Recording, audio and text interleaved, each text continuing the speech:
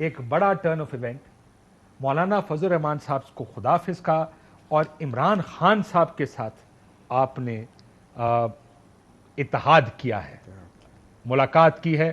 بڑے بڑے نام میں سے بہت سے ٹی وی پر آپ دیکھتے رہتے ہیں. مولانا صاحب کو آپ نے بڑے عرصے سے ٹی وی پر دیکھا نہیں, لیکن جیسے میں نے کہا جب سینیٹر تھے تو آتے تھے. حافظ حسین احمد صاحب, جی بالکل, مولانا محمد خان شیرانی صاحب, جن کا ذکر ہم مولانا صاحب سے 2002 میں سنا کرتے تھے. اور میں سوال پوچھوں گا آپ سے سارے, جب 2002 کی اسمبلی تھی, کاف لیگ کے ساتھ حکومت تھی, تو مولانا سے پوچھتے تھے اکثر, مولانا صاحب آپ ادھر اسٹیبلشمنٹ کے خلاف, ادھر آپ کی حکومت ہے, وہ کہتے تھے یہ فیصلہ شیرانی صاحب اور صوبائی ہماری کیبنٹ کرے گی یا صوبائی پارٹی کرے گی. لیکن سب سے پہلے یہ بتائیں, عمران خان صاحب, میں یہ بات آگے آتا ہوں کہ مولانا سے اختلاف کی وجوہات کیا, وہ تو میں نے دیکھ لی ہیں بہت ساری.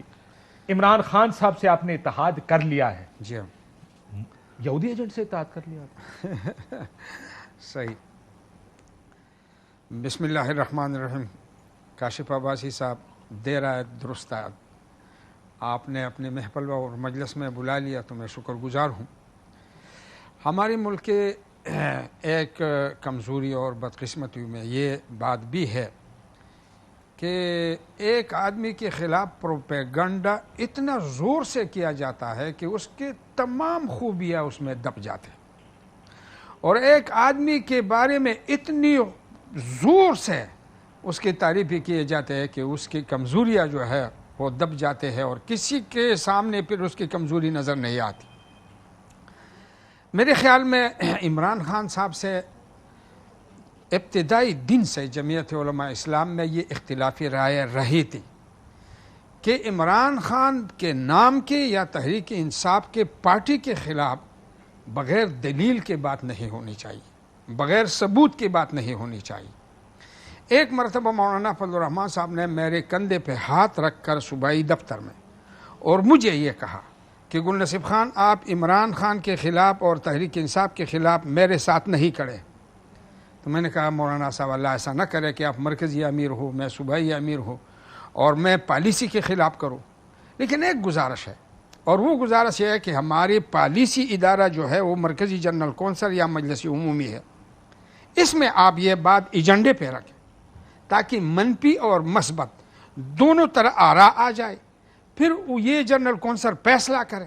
یہ ہماری پالیسی بن جائے گی.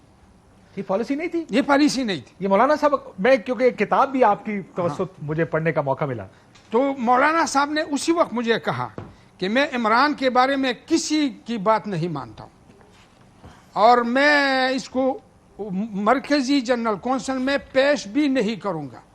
تو میں نے یہ کہا کہ پھر تو یہ آپ کی ذاتی بات ہے, جماعتی اور پالیسی کی بات نہیں ہے. اسی وجہ سے جماعت کے اندر ہم نے 2-4 مرتبہ مثلا اگر آپ کے ذہن میں ہو تو مولانا فضل الرحمان صاحب نے حلف نہ لینے کا اعلان کیا تھا کہ 2018 کے الیکشن جعلی ہے اور اس میں دھاندلی ہوئی ہے, لہذا ہمارے ممبران باقاعدہ حلف نہ لیں. اور پیپل پارٹی سے اور مسلم لیگ سے بھی یہ درخواست کی, اسی وجہ سے کہ وہ پی ڈی ایم کے چیئرمین تھے, صدر تھے. تو اس وقت بھی میں نے یہی کہا شورا میں کہ ایسا نہ ہو, دلیل ہونی چاہیے, دلیل ہونی چاہیے, ثبوت ہونا چاہیے, ثبوت ہونا چاہیے. 2002 کے 1988 کے بعد جتنی بھی انتخابات ہوئے ہیں اس میں مجلس عمل کے لیے بھی کچھ نہ کچھ ہوا ہے. میں آتا ہوں 2002 کے الیکشنز کے اوپر, میں آتا ہوں ایک ایک کر کے چلتے ہیں. یہ کتاب میں اس لیے میں نے یہ کتاب پڑھی مولانا صاحب, اور یہ کتاب پڑھ کے ایسا لگا کہ سازشیں ہم سمجھتے تھے کہ صرف سیاسی جماعتوں میں ہوتی ہیں جو توڑ جوڑ. یہ کتاب پڑھ کے ہر چیپٹر کہتا ہے کہ 1997 میں یہ ہوا تو 99 میں یہ ہوا, 2002 میں کس قسم کے, یعنی اس حد تک کہ میں نے ایک جگہ پڑھا کہ 1997 میں پارٹی نے یہ فیصلہ کر لیا تھا کہ انتخابی اسی وجہ سے کہ الیکشن رگ ہوتے ہیں, دھاندلی ہوتی, نہیں جائیں گے لیکن میں اس کے اوپر آتا ہوں تھوڑی دیر. لیکن پھر بھی 2002 کا الیکشن لڑا گیا, گو کہ پارٹی نے یہ فیصلہ کیا تھا کہ الیکشن میں نہیں جانا. عمران خان صاحب آپ کہتے ہیں کہ یہودی ایجنٹ نہیں ہے آپ کے خیال جی, میں اسی تبھی تو اتحاد کیا آپ نے اس کے. جی جی جی, میں اسی سلسلے میں 2-3 باتوں کی وضاحت کر دوں کہ ایک تو بعض ہمارے پی ڈی ایم کے ساتھیوں نے اتنا بڑا دعویٰ کیا ہے کہ 5 لاکھ علماء ہمارے ساتھ ہیں جنہوں نے اس حکومت کو اور اس شخص کو منکر کہا ہے. میرے خیال میں فتوی 5 لاکھ علماء نہیں دیتے, ایک مفتی فتویٰ دیتے، ایک کراچی سے لے کر چترال تک کوئی ایک استفتاء وہ شخص خود اپنا استفتاء لکھے اور اس پہ ایک مفتی کہے کہ یہ یہودی ایجنٹ ہے یا اسلام کے خلاف ہے یا اس کے تحریک اسلام کے خلاف ہے، تو ہم مان لیں گے، لیکن دلیل پہ مانیں گے، بغیر دلیل کے نہیں۔ اگرچہ آپ کو معلوم ہے کہ ہمارے ملک میں ہر چیز برائے فروخت ہوتے ہیں، لیکن پھر بھی میں کہتا ہوں کہ علماء میں ایسے کوئی عالم نہیں ہوگا جو بغیر تحقیق کے فتویٰ دے۔ میں بھی آؤں گا عمران خان، کیونکہ اس کتاب میں بڑی دلچسپ باتیں لکھی ہیں۔ میں بار بار کتاب اس لیے ذکر کر رہا ہوں کہ پڑھنے میں میری بہت سی ایسی چیزیں کہ جو میں مولانا شرانی صاحب کے بارے میں نے پڑھا، مجھے بڑا پلیزنٹلی سرپرائزڈ آئی واز کہ جس قسم کی پالیسی کی گفتگو وہ پچھلے 30-40 سال میں کرتے ہیں۔ 92 سال عمر ہے شاید ان کی۔ میں کوشش کروں گا ایک دن یہاں وہ بھی آ کے بیٹھیں کہ ان سے اس پہ بات ہو۔ لیکن عمران خان صاحب نے آپ نے مولانا صاحب کی سخت ترین مخالفت کے بعد آپ نے راہیں جدا کی۔ شرانی صاحب کا یہ فرمانا ہے کہ مولانا خود سلیکٹڈ ہیں، عمران خان کو سلیکٹڈ کیسے قرار دے سکتے ہیں؟ اس میں شک نہیں ہے، اس میں دو رائے نہیں ہے۔